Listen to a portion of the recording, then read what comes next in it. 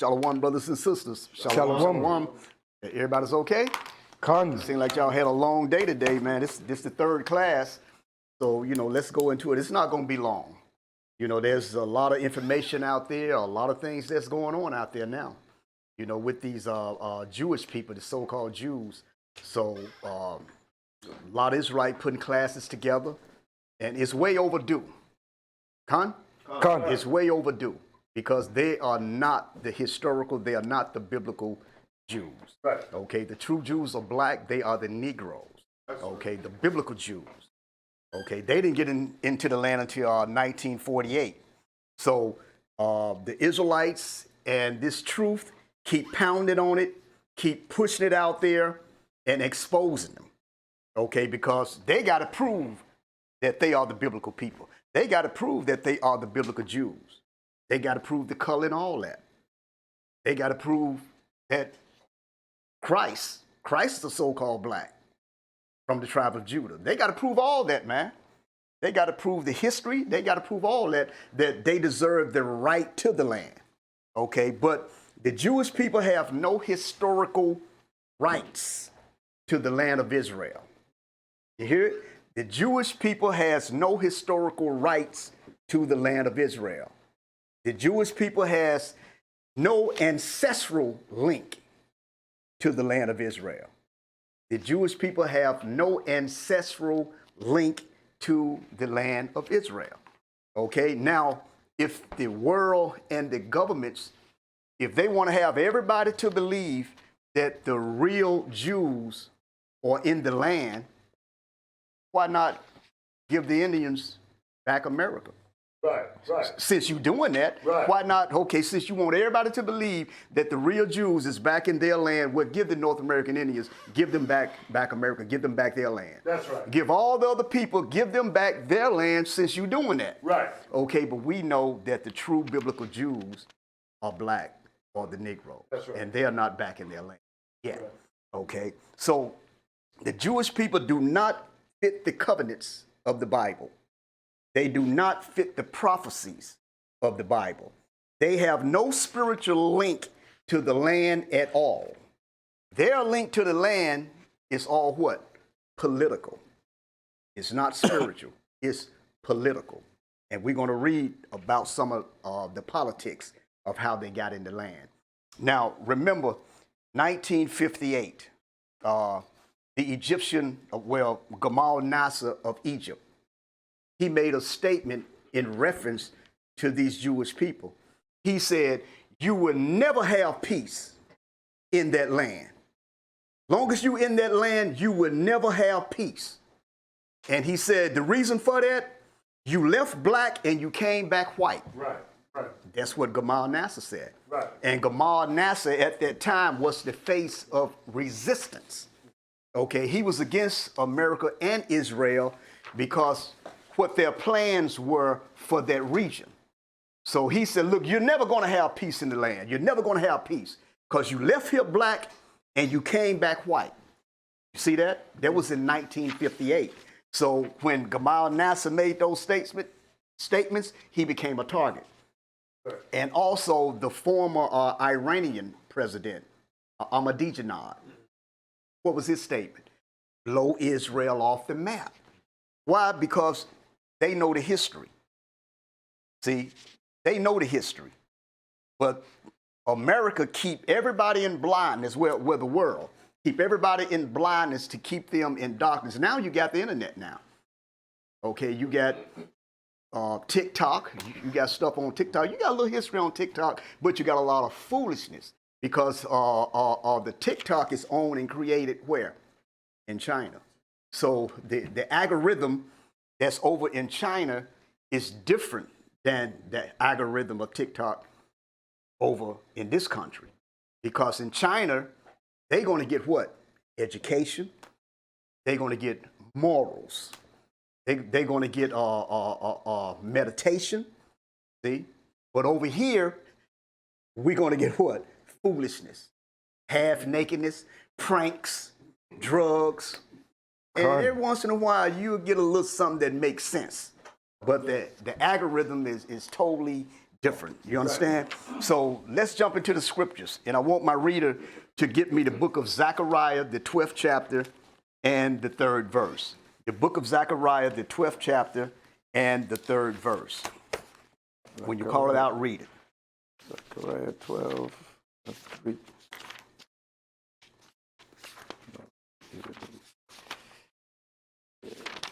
The book of Zechariah, the 12th chapter, and the 3rd verse. Zechariah chapter 12 and verse 3. Verse 3, that's it. And in that day will I make Jerusalem a burdensome stone for all people. Come on. And all that burden themselves with it shall be cut in pieces. Though all the people of the earth be gathered together against it. Against it. Now, flow with them words now. You know, don't start slacking up now because you're reading for me. Let's move now. Con. You got me? 4th verse. In that no, day. Don't go to the 4th. Okay, the 3rd verse is good. Okay. Now, what I want from this 3rd verse is Jerusalem will be a burdensome stone for all people. Now, we're going to go over not all the nations, but certain nations that occupied Jerusalem. Now, let's start up from let's start from the unified kingdom with Israel. If y'all want to write, start writing, okay? Take these notes. Now, King Saul unifies the 12 tribes into the United Kingdom. Then you had King David rule. Then you had King Solomon rule. But you had the Jews. They were there. The biblical Jews, the black Jews, the Negroes. The European Jews wasn't there. You understand? So now, from King Solomon, you had the kingdom split in approximately 975 BC. Then in 722 BC, the Assyrians take down the northern kingdom. Am I right? Right? Okay, and in 586 BC, the Babylonians take down the southern kingdom called Judah. And you had the real Jews there. The black Jews was there. Negroes, they were there. Now, in approximately 539, you had the Persians takes down the Babylonians. You see that above? Okay, now in 458 BC, Ezra returns to Jerusalem with the real Jews, the Negroes, the black Jews, to rebuild the temple, which was the second temple. You got it? Now in 331 BC, Alexander the Greek defeats the Persians in approximately 331 BC. Now, when Alexander dies, remember the history class that I gave? His kingdom divides into 4 divisions, right? Now, let's talk about 2 of the main generals. We're not going to deal with all 4, but 2 of the main generals that had contact with Israel were the Seleucids and the Ptolemies. You got it? The Seleucids and the Ptolemies. This was the beginning of Hellenistic rule. Okay, this was the beginning of Hellenization. Now, the Seleucids were north of Jerusalem in Syria. The Ptolemies were south of Jerusalem in Egypt. In Daniel, the 11th chapter, they are called the kings of the north and the kings of the south. Because Syria, where the Seleucid dynasty was north of Jerusalem, and Egypt was where the Ptolemaic dynasty was south, was in Egypt, south of Jerusalem. Okay, so the kings of the north and the kings of the south were the Seleucids up north in Syria, the Ptolemies in the south in Egypt. Are we good? We good? Okay, now, when you read in the history, most of the Maccabees, most of their wars was against the Seleucids. If you remember Antiochus IV Epiphanes, remember? Remember the battle with Antiochus IV Epiphanes? When the Maccabees, Judas Maccabees, when they defeated him? And that's how Hanukkah came about, the Feast of Lights, the rededication of the temple. Good? Okay, so now when we talk about the Hashmonean dynasty, we're talking about the Maccabees. the Maccabees were Levites. Okay, they had 104 year of independence. Now, what I'm gonna do, I'm gonna give you two time periods. I'm gonna give you two dates, okay? Because scholars have two dates for the Hashmonean dynasty, the 104 year of independence. Now, the first date is from 167 BC to 63 BC. Write that down. And this time period started when Judas Maccabees rededicated the temple when he was fighting against Antiochus IV Epiphanes. Now, 63 BC was when the Roman general Pompey came in Jerusalem and took that. We're going to get into that later on in this class. Now, the next date is from 141 BC to 337 BC. Now, the 141 BC is when Simon the Maccabee established the Hashmonean dynasty. Okay, and that Hashmonean, that name came from the Maccabees' ancestor, whose name was Hashmon. So they called themselves the Hashmonean dynasty, right? So this time period is from 141 BC to 37 BC. Now, Simon the Maccabee established the Hashmonean dynasty in 141 BC. And now when Herod the Great in the gospel, when he became king of Israel in 37 BC, right? So now the Romans occupied Jerusalem. Now the real Jews was there. The black Jews was there. The Negroes were there. Huh? Now let's talk a little bit more about Herod the Great. Herod was an Edomite, a descendant from Esau. He was a descendant from the Idumeans, who were Edomites. Now Herod, he converted to the Israelite customs.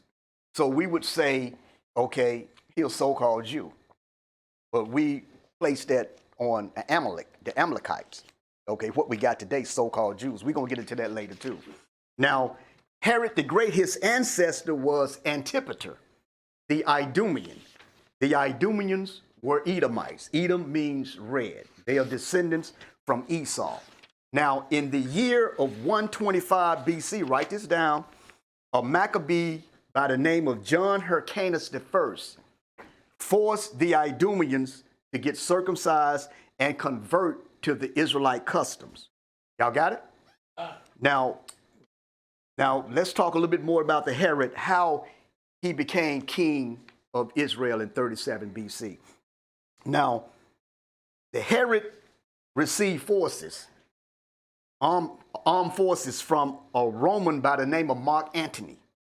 Remember Mark Antony and Cleopatra? Y'all remember those stories, right? The history.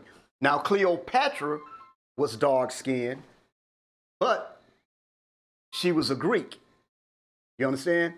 She was from the Ptolemaic dynasty from Egypt, okay? She was a Greek, but she was dark-skinned. Now, let's go from there. Let's go from there, brothers and sisters. Now, when the army of Herod took down the last remaining Maccabee, the last remaining Maccabee was Antigonus Mattathias. Now, Mark Antony gave an order to execute Antigonus Mattathias by what? Beheading, taking his head off. So that's how the Herod became king of Israel, by destroying the last Hashmonean ruler, who was Antigonus Mattathias. That's how he became the king of Israel, by receiving the army from Mark Antony. Okay? Now, and also the Herod married into the Hashmonean family. He married Miriam I, who was a Hashmonean princess, a Maccabee princess, a Levite princess. Y'all got me? So now we're going to move a little bit forward on the nations that occupied Jerusalem. When the scriptures read about Jerusalem would be a burdensome stone for all people.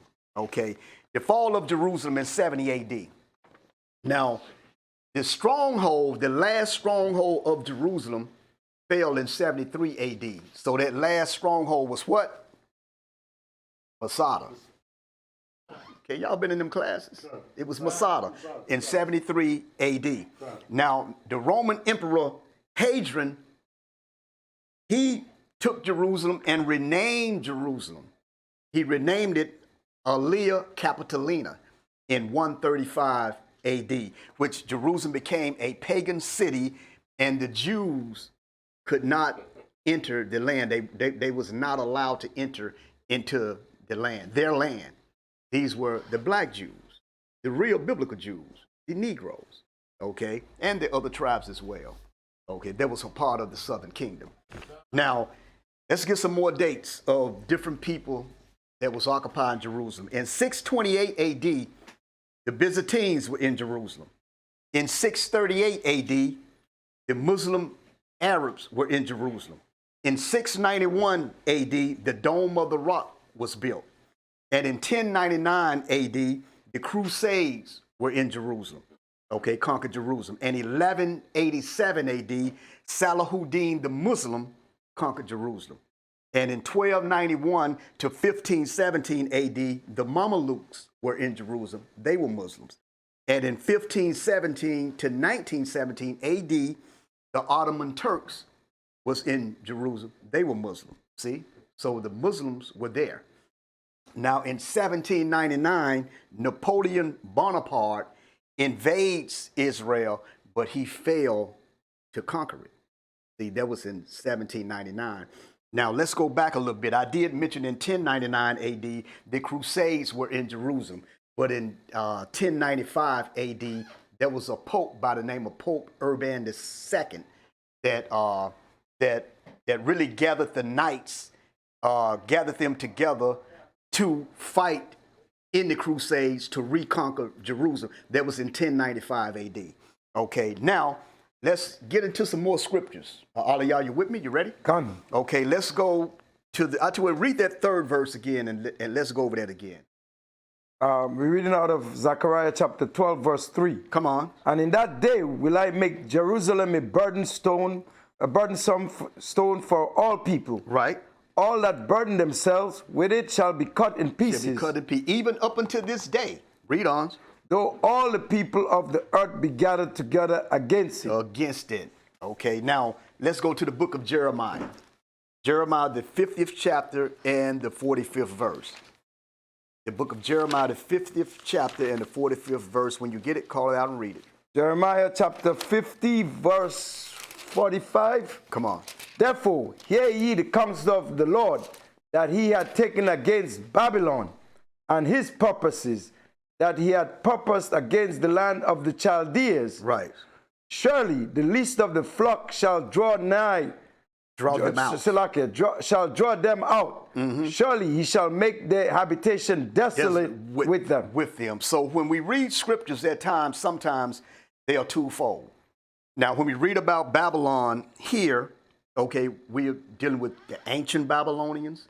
And when you read about the Chaldeans, which was the wise men, okay, the ancient wise men of the Babylonian kingdom. So now we are reading about the Babylon, we're talking about America, okay? The Chaldeans, we're talking about the wise, right? So when it say the least of the flock, now the ancient Babylon, the least of the flock, we going into the Persians and the Medes, because the Persians and the Medes took down the Babylonians, right? So the least, they didn't go in there with a big, large army. The Persians and the Medes got into Babylon and it say took them down in 1 hour. It was a sneak attack because you had the river Euphrates. It flowed in the midst of the city of Babylon. And the Persians and the Medes swam through the city and went under the gates and went in the city, sneak attack. Okay, but today, the least of the flock is who? The so-called Jews. They're going to draw everybody out, all nations in these last days, because they hitting on it now. They're going to draw everybody out to a war. And the war is about who they ain't, and it's about the land. We just read about the many different nations that occupied the land. So they know that God's spirit, that the Most High, the virtue, that the Most High, that's his land.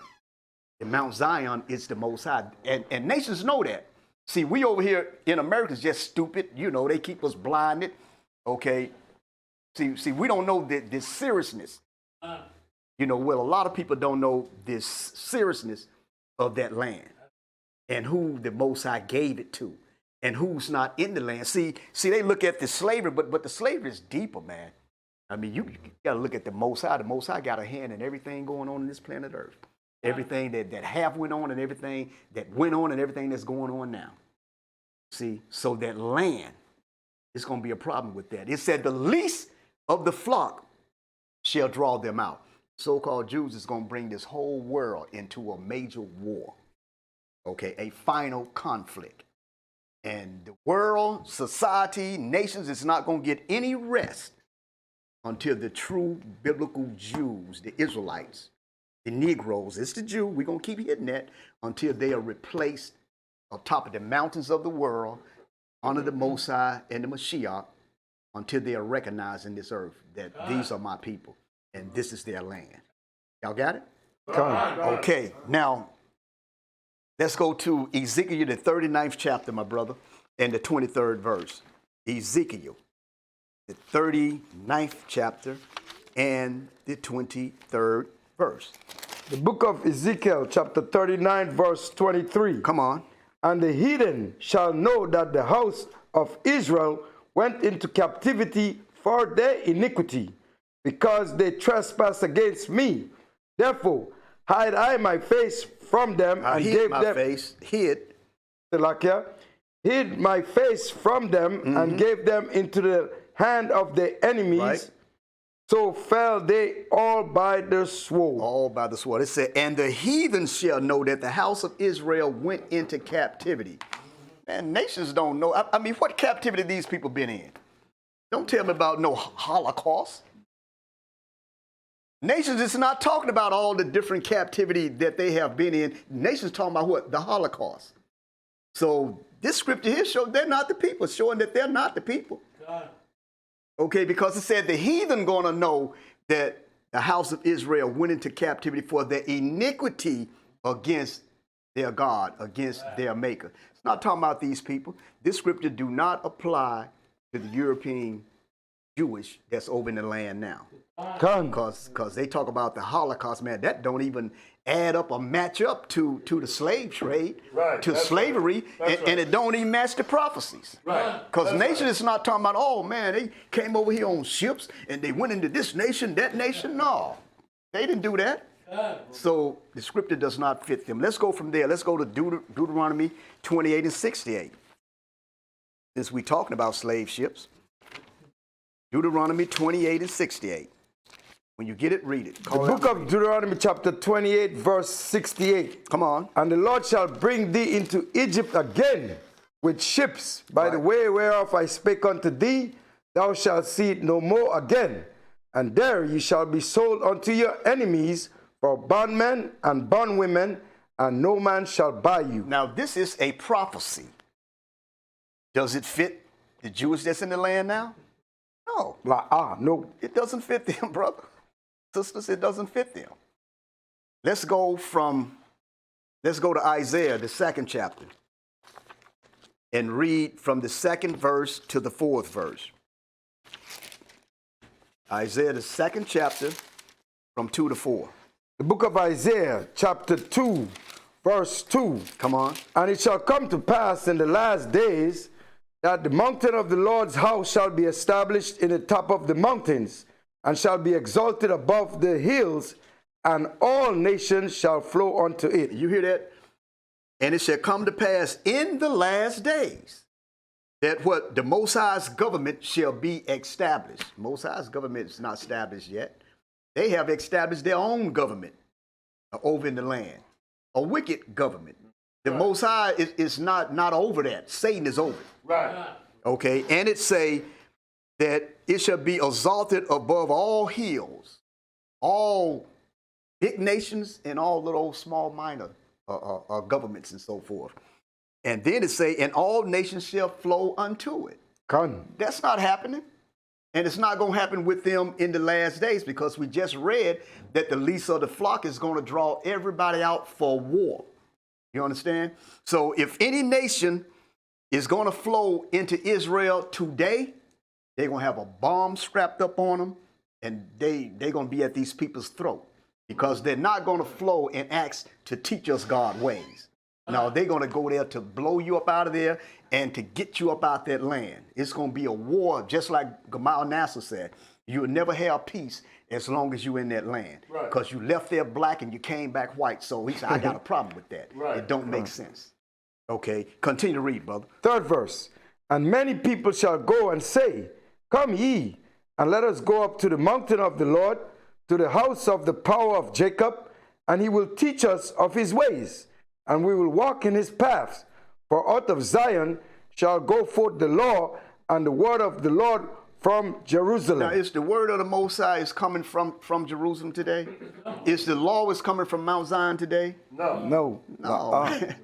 You're not getting none of that. What you're getting from these people, from the Jewish, is their own man-made traditions. It has nothing to do with the Most High. It has everything to do with Shaitan, Satan. It has nothing to do with the Most High. And then they really not even dealing with 12 tribes. They only dealing with one tribe. Levi. Where's Simeon? Where's Gad? Where's Issachar? Where's Benjamin? They would tell you that they lost. Lost where? Give me some history on it. Where they at? Okay, let's go from there. Let's you read the 4th one? No. Read the 4th verse. Book of Isaiah chapter 2 verse 4. Come on. And he shall judge among the nations and shall rebuke many people. And they shall beat their swords into plowshares and their spears into pruning hooks. Nation shall not lift up sword against nation, neither shall they learn war anymore. Now that's when the real Jews is in the land. It's not going to be any more war. But there's war to come. If they the real people, why is there a war to come to get them up out of there? Because if the true Jews is in the land, you don't need no more weapons. Or the nation is going to go up to Jerusalem. Show us, teach us about your God. Okay? Well, peace. We trust you, but the ones that don't trust, you got to get rid of them. Okay? Teach us your God. Teach us his ways. They're not doing that with these people because they have to fulfill prophecy. They have to fit prophecy. They have to fit the scriptures. They have to fit the covenants. You got me? Okay, from here, let's go to Zechariah, the 8th chapter, and read the 23rd verse. Book of Zechariah, the 8th chapter, and the 23rd verse.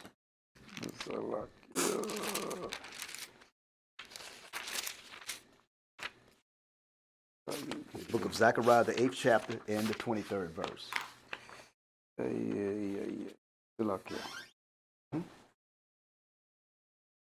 We're just there, weren't we? Zechariah 8:23. All right. Yeah, 8:23.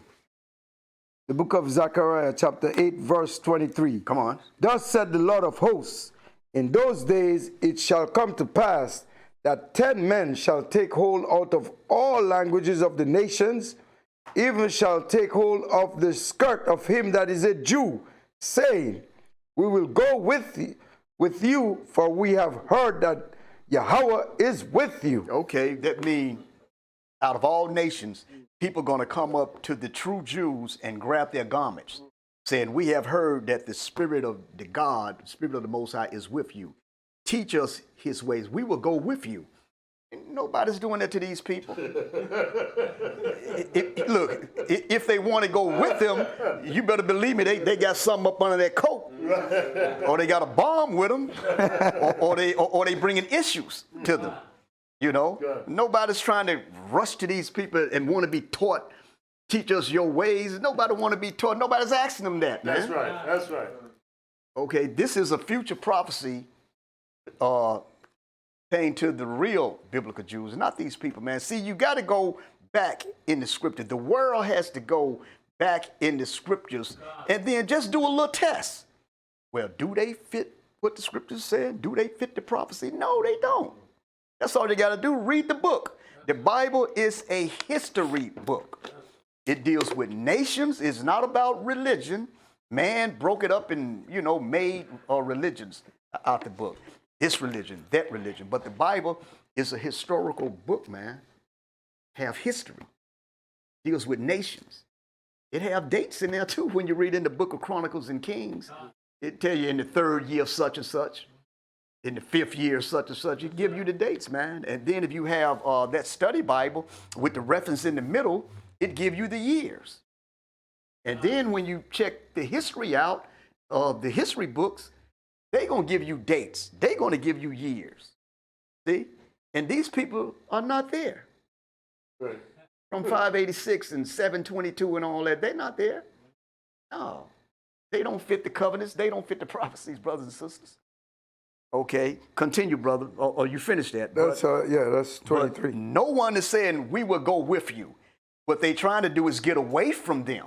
Right. Because they know nations is after them. They know them Arabs is after them. Right. So who's trying to merge with these people, man? Okay, let's go from there. Let's go to Jeremiah. These people, I'm talking about the Jewish.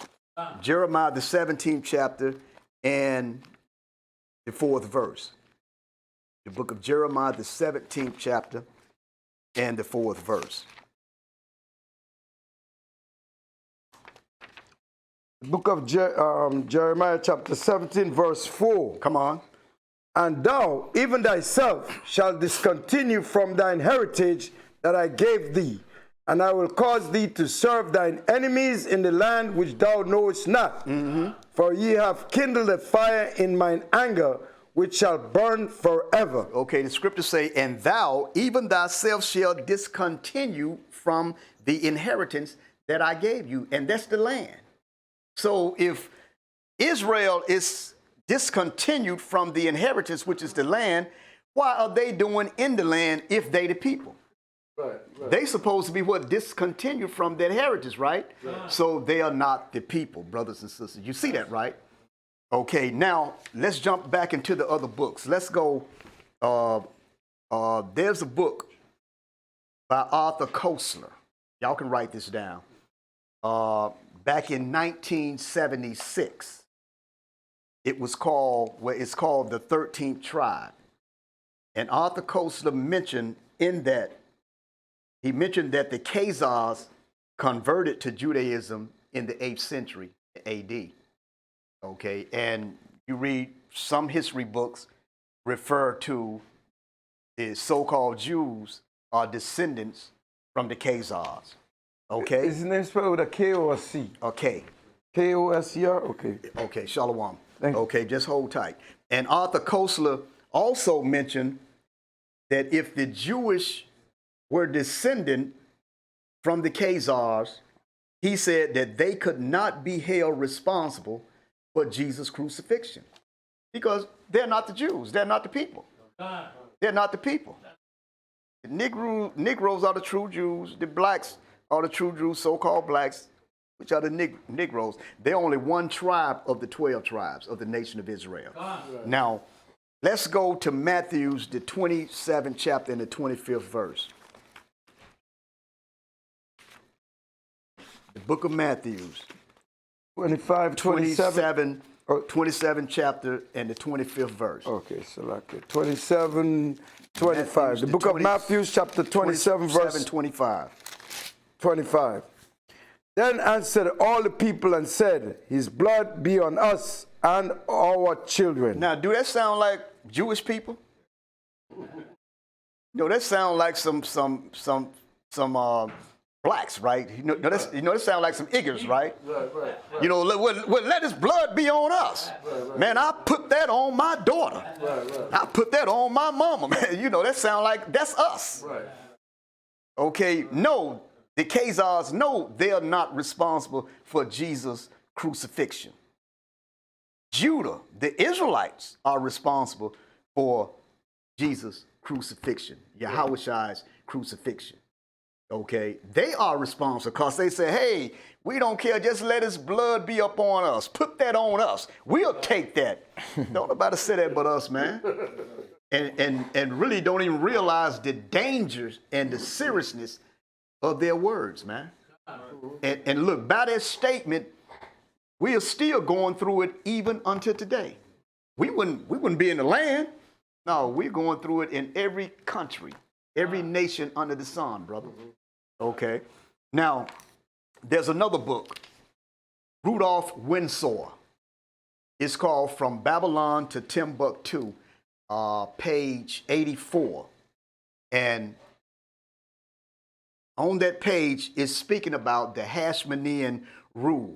Remember the 104 years of independence?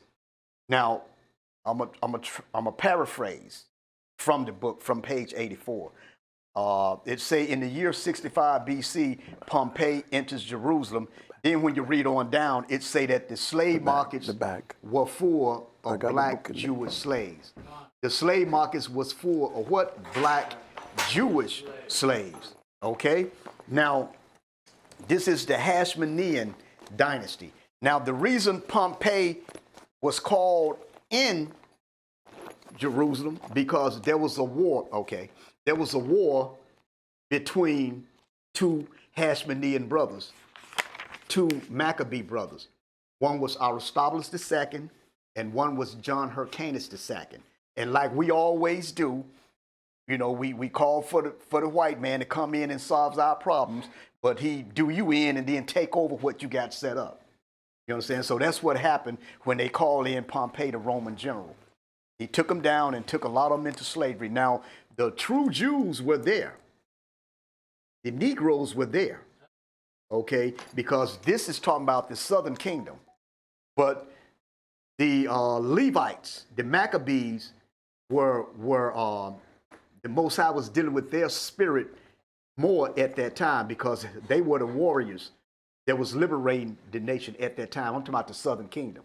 So the Most High's spirit was dealing with the Levites, the Maccabees at that time, even though you had some of the Judites there and some of the Benjamites there, and a few other northern kingdom was there. Not many, but it was some northern kingdom there. Now, there's a historian by the name of Solomon Sand, or rather Shlomo Sands. His book is called The Invention of the Jewish People. Now, he mentions that most modern Jewish people do not descend from the ancient land of Israel. You see that? And this is the Jewish guy himself. Now, there's another book, Diplomacy by Deception, by John Coleman. Yes. Now, in this book, I would say you can read from page 99 to page 104. In this book, it speaks about the Committee of 300. Y'all heard of them, right? The Committee of 300. The Committee of 300 who controls the politics, they control the banking, the media, and the military. They control the outcome of what's what. You understand? Now, the plan, it was a plan. The plan was to involve the Arabs, or the Arabs, to assist to take down the Ottoman Empire through false promises, through deception, and to use the Arab forces to do Britain's dirty work. You understand? So the Ottoman Empire was a 400-year dynasty from 1517 to 1917 AD. But you have some writers have it as a 408-year dynasty. But I go with the 400-year dynasty, okay, the Ottoman Empire. Now, a colonel that was involved in that, okay, was Colonel Thomas Lawrence, who was also called Lawrence of Arabia. Okay, he was used for that purpose. See that? So there was a meeting set up and everything, but the meeting, it was a guarantee of independence for the Arabs for their assist against the Ottomans. And in the meetings, it say that the British government repeatedly assured, this is Sharif Hussein, repeatedly assured that the Jewish immigration to Palestine would never be allowed. So who over there now? Right. So it was deception. It was lies. They over there now. But that's the only reason that Sharif Hussein took part of that plan, because he was assured that the Jewish wouldn't enter into the land. That's the only reason that he partaked of it. But get the book and read. There's more information. you can read and pull up the Sykes-Picot or Picot agreement. And from that agreement, what's going on in the Middle East now is because of that agreement. The agreement was made with Britain and France to take down the Ottoman Empire and then divide the land up, okay? And the battles is still going on today. That's a Sykes-Picot agreement, okay, between Britain and France. It was a secret agreement. And this was during World War I, okay? Now, we're going to move on a little bit. Arthur James Balfour, known as Lord Balfour, who was British. Now, y'all heard of the Balfour Declaration, right? Con. Now, this declaration, Balfour Declaration, is a statement of British support for the establishment in Palestine of a national home for the Jewish people. Now, the Balfour Declaration wasn't signed by Lord Balfour. It was signed by the Rothschilds. So you see there's something going on here, right? And also in 1790, George Washington sends a letter to the Jewish community in Rhode Island.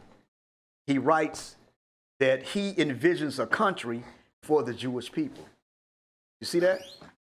So you have Jewish immigration into the land of Israel. You had the immigrations from the 1800s, late 1800s, the early 1900s.